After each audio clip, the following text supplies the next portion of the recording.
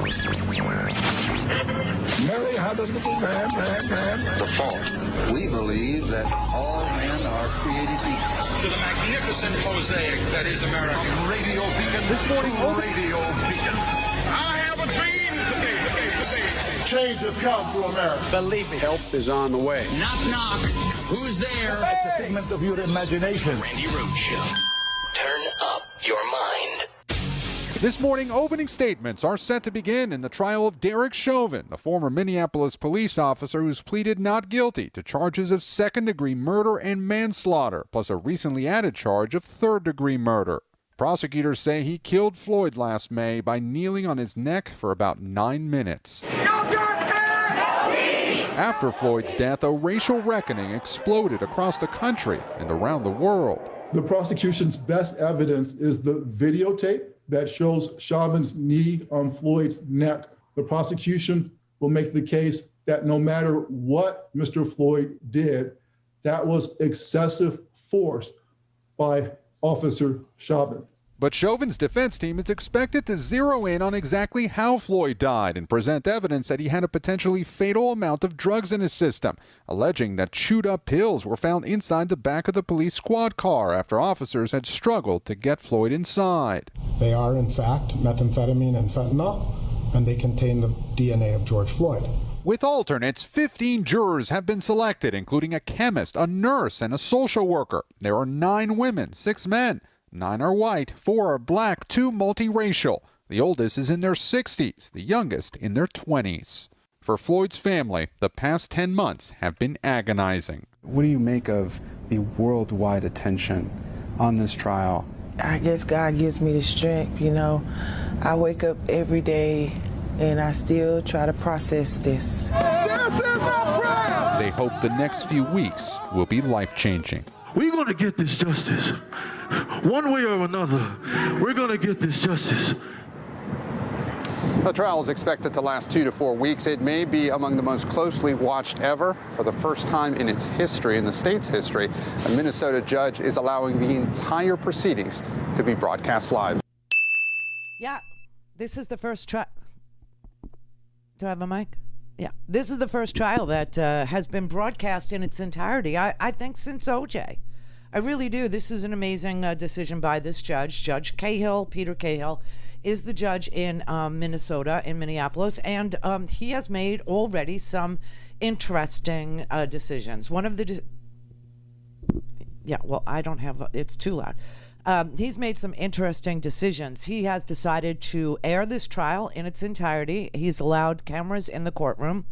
That is a unique decision because the state law requires that both sides, the defense and the prosecution, sign off on something like this. And what's interesting is that the defense side said, yes, go ahead and air this. And the prosecution, Keith Ellison, who's the attorney general in Minnesota, he did not give permission, but the judge said that the constitutional right of journalists to cover this trial, which is of an extremely high levels of importance to the population of this country.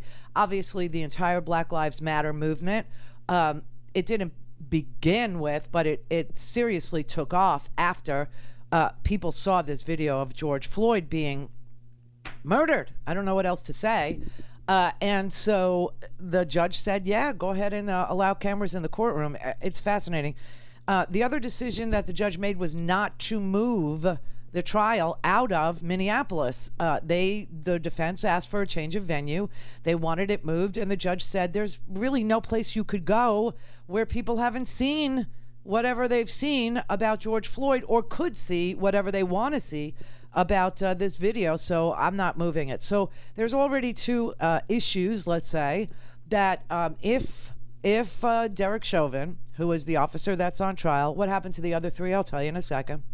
But Derek Chauvin, he is on trial today for many, many charges, okay? Second-degree murder, third-degree murder, and manslaughter, okay? Those are the 3. I'll explain them in a brief second. The other 3, as I said, they were Tao Tao, Alex Koenig, and Thomas Lane. They're on trial separate. They will be on trial separately. They were charged with aiding and abetting murder. If Derek Chauvin is convicted, expect his attorneys to appeal. And these two issues that have already been decided by the judge, those are the kinds of things the appeals court would listen to. And other things that may happen during the course of the trial. Objections that are sustained, objections that are overruled, procedure, that kind of thing, that would be looked at on an appeal. Now, if he is acquitted, there is no appeal, okay? Because once you're acquitted, you can't be tried a second time, and there is no appeals process for an acquitted defendant. So the only reason why we're going to pay attention to procedure and things like that is in case he is convicted and his attorney, who is Eric Nelson, the defense attorney, he would immediately file an appeal if his client is convicted. All right. So what we have so far, we've had some opening statements. Both sides have made their opening statements already. The prosecution has said that it's not 8 minutes and 46 seconds. It's more like 9 minutes and 43 seconds of video where you can see that Derek Chauvin was staring into a camera with this smug look on his face, with his hand in his pocket, on the neck of George Floyd, who had said 27 times that he couldn't breathe. And then, of course, they allege that there were 2 minutes and 43 seconds of Chauvin kneeling on the neck of George Floyd after there was no pulse. There's also information that the prosecutions introduced today that said that the one of the witnesses to the actual murder was a fire department, a woman who works with the fire department, and she was a bystander witnessing this, and she asked, could you check his pulse, check his pulse, check his pulse?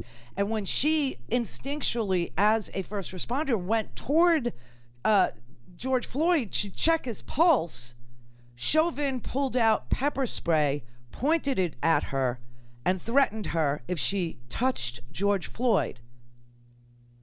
So the witnesses who saw this will also be called to the stand to testify about what happened, what they saw, how long this went on, that they offered to, that they were yelling, check his pulse, etc. Now, the defense, on the other hand, the defense is making a case that George Floyd died of a drug overdose. That George Floyd, in the back seat, now I want you to listen to what I'm saying exactly, okay? In the back seat of the squad car, George Floyd, they said, left on the seat of the car, chewed up pills, meaning not ingested, chewed up pills. And that those chewed up pills were tested, and they were speedballs. They were some combination of amphetamines and some combination of fentanyl, which is a really, really powerful heroin derivative that's given for extreme chronic pain. Okay, and they said that there were chewed up pills left on the back seat of the squad car that tested positive for being part fentanyl, part amphetamine, and that they had the DNA of George Floyd on them. Meaning he tried, his saliva was on them. I guess that's what they meant. They just said the DNA. So, and so these are the arguments. One side is going to argue that he was murdered, and the other side is going to argue, no, he killed himself. Now, of course, the prosecution has asked for you to try to believe your own damn eyes. Try to believe what you saw. And the defense is going to say, you have to believe our medical examiner. You have to believe the conclusions of the medical examiner, who concluded that there wasn't a bruise on this man. They literally said that today. He even went as far, the defense attorney did, to say that when they peeled back his muscle in autopsy, there was no bruising. Seriously.